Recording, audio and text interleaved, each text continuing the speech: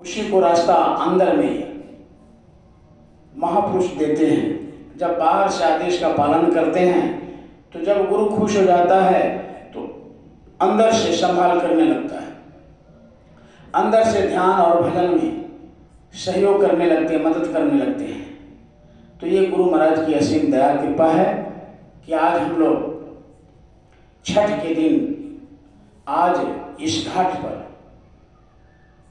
महापुरुषों ने जो ये हो रहा है, जो अभी आपने देख रहे हैं, यही महापुरुष ने शुरू में बनाए। आज जैसे आपने देखा कि सभी लोगों ने दोहरा लेकर के अपने अपने घाट पर, जहाँ नदी है, तालाब है, उसको साफ सुथरा करके सभी लोगों ने जाकर वहाँ छठी माता को प्रसाद चढ़ाया। वहाँ पे जा करके उनका स्मरण किया, याद किया, पूजा किया। और फिर लोग भोर में जाएंगे, फिर उसी घाट पर बैठ करके उस मालिक को यानी दीनानाथ को, सूर्य भगवान को याद करेगा लोग और छठी माता को याद करेंगे। तो ये बाहरी लोगों ने जब महापुरुष चले गए तो वो लोग करते आ गए, और अभी भी हो रहा है, आगे भी होगा। लेकिन अभी आप यहाँ जो देख रहे हैं, ये बाबा जय गुरुदेव साधना मंदिर पर यही महापुरुषों ने शुरू में बनाया। जैसे सुमरन 5 नाम का महापुरुष देते हैं, गुरु देते हैं, ये मार्ग है, ये रास्ता है इस घाट पर आने का। सुमरन करते हैं, मालिक के नाम को लेना, प्रभु के नाम को लेना, तो उनके नाम लेते हैं तो खुश हो जाते हैं और खुश होकर के रास्ता दे देते हैं।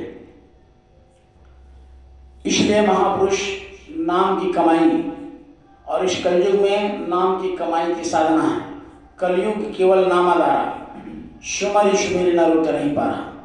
कलयुग में नाम का आधार है, और यही नाम पकड़ करके ये जीवात्मा मृत्यु लोक में आई थी और फिर से ये जाएगी। तो जैसे हम लोगों ने यहाँ बैठे, गुरु महाराज ने कहा कि ये नाम है, इसका स्मरण करिएगा। तो मन को रोक करके जब जिस दिन मन साथ दे देगा आत्मा का, तो ये जब एक हो जाएंगे तो इसी घाट पर, दोनों भावों के बीच में यहाँ घाट है, इसी घाट पर आ जाएगी जीवात्मा, और असली अर्घ, असली दीनानाथ का दर्शन ये यहाँ होगा दिव्य नेत्र से।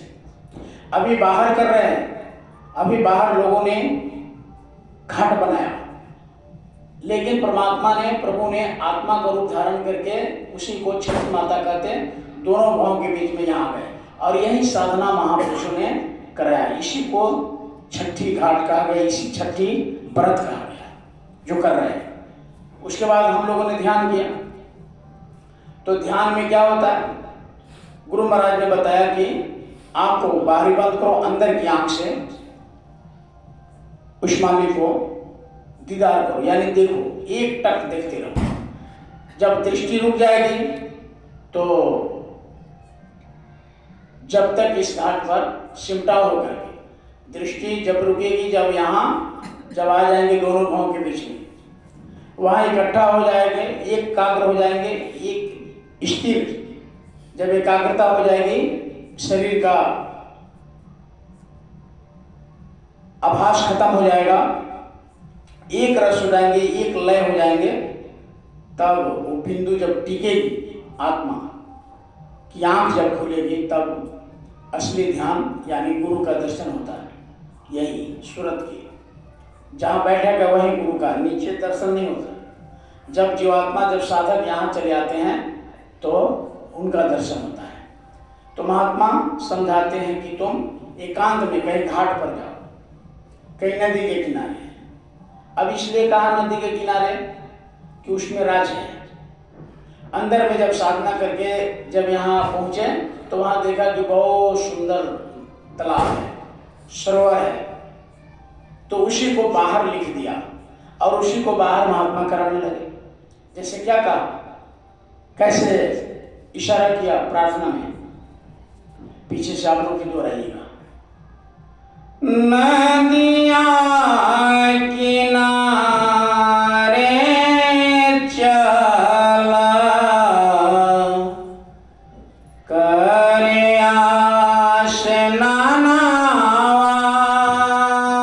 नदिया किनारे चला करे आसनावा। महात्मा जब जीवात्मा को समझाते हैं, बताते हैं, तो जो जीवात्मा पार चली जाती है यानी इस भवसागर से, तब वो गुरु से प्रश्न करती है, गुरु से पूछती है आगे जीवात्मा के लिए। हम तो आ गए, हम तो पार हो गए, लेकिन पीछे के जो साधक हैं, पीछे के जो जीवात्मा फंसी है, उस बेचारे के लिए वो गुरु से मार्ग के बारे में पूछते, ताकि उसको पीछे जो महात्मा आएंगे और पीछे जो जीव रहेंगे उनको इससे मदद मिलेगा। इसलिए वो पूछते हैं, बिना पहुंचे कोई प्रश्न नहीं कर सकता, बिना वहां गए कुछ देख नहीं सकता, कुछ प्रश्न नहीं कर सकता। वहां पहुंचने के बाद वो प्रश्न करती है पीछे जो छूटी हुई है आत्मा, उसके लिए क्या कहते हैं, नदी के किनारे चलो। कहता है कि नदिया किनारे चलो करे स्नान, मतलब दोनों भावों के बीच में यहाँ एक गंगा है, दाहिने को जमुना कहा गया, बाएं को गंगा कहा गया, और बीचों बीचों को ये सरस्वती कहा गया। यही संगम है, यही सरोवर है, यही समुद्र है। इसी घाट पर स्नान जब जीवात्मा कर लेती है तो वो आवागमन से छूट जाती है। तो महात्मा ने जब साधना किया, जब देखा जीवात्मा वहां पहुंची, तो उसको बता रहे हैं नदिया किनारे चला करे आसनावा, नदिया किनारे चला करे आसनावा। जल में बहादा सबा मन के भरमावा, जल में बहादा सबा मन के भरमावा। अब महात्मा सदगुरु कहते हैं कि अब क्या करो जीवात्मा को, कि इस घाट पर जब पहुंच जाओ तो इसमें मलमल के नहाओ अच्छा से। जैसे हम स्नान करते हैं, साबुन लगाते हैं, साबुन लगा करके नहाते हैं, तो ऊपर का मैल पूरा क्लियर हो जाता है। तो उसी तरह महात्मा कहते हैं कि जब यहाँ आ जाओ घाट पर, देखे होइएगा आज या कल सुबह देखिएगा, जब लोग घाट पर पहुंचेंगे तो इतना पानी में जाकर नदी में खड़ा रहेंगे, और वहाँ बराबर, अब तो थोड़ा सा विकृति उसमें भी आ गया है, चूंकि जानकारी नहीं, कोई महात्मा बताने वाले नहीं, देखा देखी होते चले आ रहा है। लेकिन जब महापुरुष थे, संत थे, और जब जारी की, तो उस समय बाहरी उसमें पूरा इतना भर पानी, पूरे घेट भर जा करके खड़ा होकर के, और वो लोग रुकते थे। क्यों?